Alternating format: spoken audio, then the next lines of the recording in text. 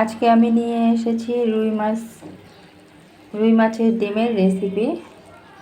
তো সবাই চলেন দেখা যাক আমি কিভাবে এই রুই মাছের রেসিপি তৈরি করেছি। আমি আজকে রান্না করব হচ্ছে রুই মাছের ডিম। এটা আমার অনেক বেশি ভালো লাগে, আমার যতটুকু ধারণা এটা কম বেশি সবারই ভালো লাগে। তো আমি প্রথমে এগুলোকে আমি ছোট ছোট করে কেচি দিয়ে কেটে নিব বা ছুরি দিয়ে কেটে নিব। তো দেখতেই পাচ্ছেন আমি এই কাঁচিটার সাহায্যে এটা আমি ছোট ছোট করে কেটে নিয়েছি এভাবে। তো এটা রান্না করলে আরও আর কি গলে যাবে আর কি।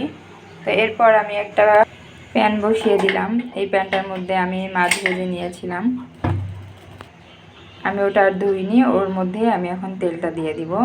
মাছের মধ্যে তেলের পরিমাণটা একটু বেশি দিতে হয়, কারণ মাছের ডিমে তেলটা বেশি লাগে আর কি। তো আমার তেলটা গরম হয়ে আসছে, এখন আমি এটা দিয়ে দেবো পেঁয়াজের পরিমাণটা এখানে বেশি দিতে হবে, নাহলে মাছটা একদম নরম হবে না আর কি। তো দেখতেই পাচ্ছেন আমি প্রায় এখানে 2 কাপ পরিমাণ পেঁয়াজ দিয়েছি আর কি। তো এখন আমি এখানে নাড়াচাড়া করে দিব। আর সেই সাথে দিয়ে দিব 1 চামচ পরিমাণ লবণ। আর লবণটা দেওয়ার কারণটা হচ্ছে এতে আপনার পেঁয়াজটা তাড়াতাড়ি আপনার হয়ে যাবে, নরম হয়ে যাবে। তো এই কারণে আমি লবণটা সবসময় পেঁয়াজের মধ্যে দিয়ে দিই। এরপর আমি একটা ঢাকনা লাগিয়ে দিব যাতে তাড়াতাড়ি এটা সিদ্ধ হয়ে আসে। দেখতেই পাচ্ছেন পেঁয়াজটা অনেকটা নরম হয়ে গেছে আমার এখানে। তো আমি এক্ষেত্রে এখন দিয়ে দিব এর মধ্যে কাঁচামরিচ ফালিটা দিয়ে দিব। ওটা একটু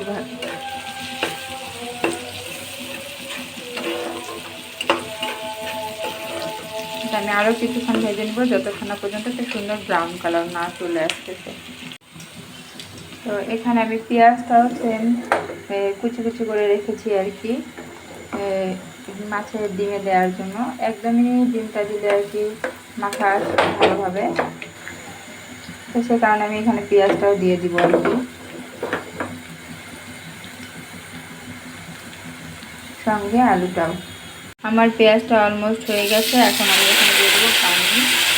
তারপর এর মধ্যে দিয়ে দিব জিরা বাটা 1 চামচ, রসুন বাটা 1/2 চামচ, আদা বাটা 1/2 চামচ,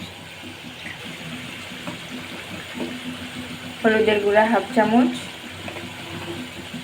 মরিচের গুঁড়া 1/2 চামচ পরিমাণ। এখন আমি সবগুলো নেড়ে চেড়ে এটা এখন ভালোভাবে কষিয়ে নেব কিছুক্ষণ।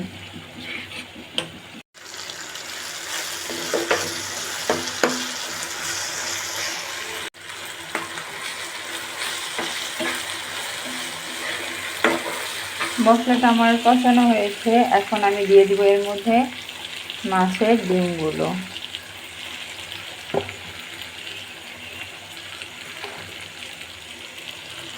তো এখন আমি মাছের ডিমগুলো ভালোভাবে নেড়ে চেড়ে ঢাকনা লাগিয়ে দিব 5 মিনিটের জন্য।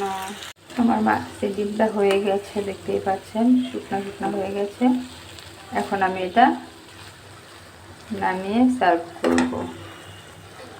তো ভালো লাগলে লাইক কমেন্ট শেয়ার দিয়ে পাশে থাকবেন। ভালো থাকবেন, সুস্থ থাকবেন। আল্লাহ হাফেজ।